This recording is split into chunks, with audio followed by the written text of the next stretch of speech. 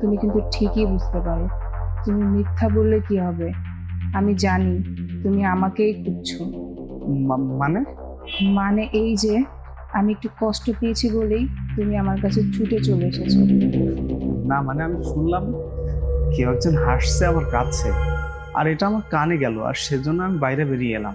জানো, আমি একটু কষ্ট পেলে কখনো হাসি, আবার কখনো কাঁদি, আর তাতেই আমার সব দুঃখ কষ্ট দূর হয়ে যায়।